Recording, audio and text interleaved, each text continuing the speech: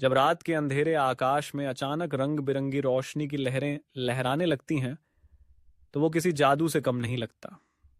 यह अद्भुत दृश्य, जिसे हम ऑरोरा बोरियलिस उत्तरी लाइट्स और ऑरोरा ऑस्ट्रेलिस दक्षिणी लाइट्स कहते हैं, दुनिया के सबसे रहस्यमयी और खूबसूरत प्राकृतिक नज़ारों में से एक है। लेकिन इस जादू के पीछे छिपा है एक बेहद रोचक वैज्ञानिक रहस्य। सबसे पहले यह समझना जरूरी है कि ये लाइट्स होती कैसे हैं। दरअसल सूर्य यानी सूरज केवल रोशनी और गर्मी ही नहीं बल्कि लगातार ऊर्जा और आवेशित कणों, जिन्हें सौर पवन सोलर विंड कहा जाता है, को भी अंतरिक्ष में भेजता है। यह सौर पवन तेज गति से ब्रह्मांड में फैलती है और जब यह पृथ्वी के करीब आती है तो एक अद्भुत प्रक्रिया शुरू होती है। पृथ्वी के चारों ओर एक अदृश्य कवच होता है, जिसे मैग्नेटोस्फीयर कहते हैं। यह पृथ्वी के चुंबकीय क्षेत्र के कारण बना है।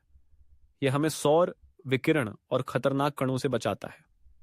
लेकिन जब सौर पवन ज्यादा शक्तिशाली होती है तो कुछ कण इस कवच को पार कर उत्तर और दक्षिण ध्रुवों के पास वायुमंडल में प्रवेश कर जाते हैं।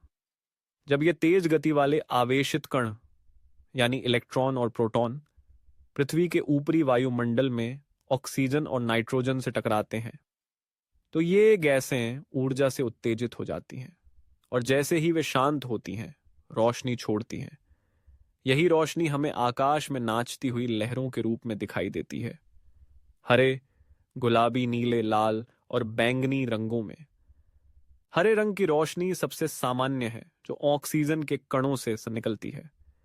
नीले रेडियाओं और बैंगनी रंग नाइट्रोजन से निकलते हैं, जबकि लाल रंग ऊंचाई पर मौजूद ऑक्सीजन से आता है। ये रंगीन शो पृथ्वी की सतह से 80 से 500 किलोमीटर की ऊंचाई तक दिखाई दे सकते हैं। ये लाइट्स हमेशा ध्रुवों के पास ही क्यों दिखाई देती हैं?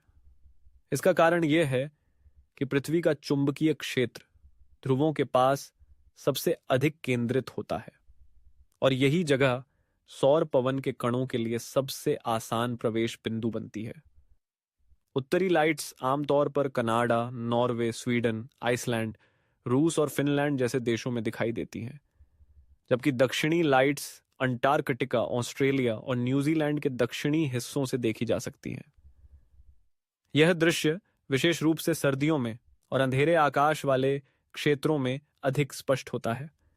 लेकिन सिर्फ वैज्ञानिक नहीं, प्राचीन संस्कृतियों ने भी इन लाइट्स को लेकर अनेक कहानियां बनाई हैं।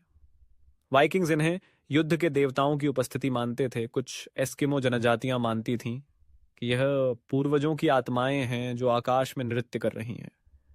जापान में मान्यता है कि जिन बच्चों का जन्म ऑरोरा के नीचे होता है वे भाग्यशाली और सुंदर होते हैं।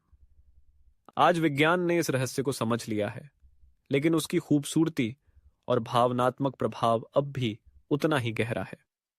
कई बार सौर गतिविधि इतनी तेज हो जाती है कि ये लाइट्स उन जगहों तक भी पहुंच जाती हैं जहां आमतौर पर दिखाई नहीं देती, जैसे ब्रिटेन, जर्मनी और अमेरिका के उत्तर के हिस्से। वैज्ञानिक अब इन घटनाओं की भविष्यवाणी भी कर सकते हैं। नासा और अन्य अंतरिक्ष एजेंसियां सौर गतिविधियों को ट्रैक करती हैं और जब तेज सौर तूफान आते हैं तो चेतावनी जारी की जाती है। इससे न केवल हम इस अद्भुत नज़ारे को देख सकते हैं, बल्कि अपने सैटेलाइट और तकनीकी उपकरणों को भी संभावित नुकसान से बचा सकते हैं। ऑरोरा न सिर्फ एक प्राकृतिक घटना है, बल्कि यह हमें हमारे ब्रह्मांड से जोड़ती है। यह एक ऐसा पल होता है जब पृथ्वी और सूरज दोनों की ऊर्जा हमारी आंखों के सामने एक रंगीन नृत्य में बदल जाती है।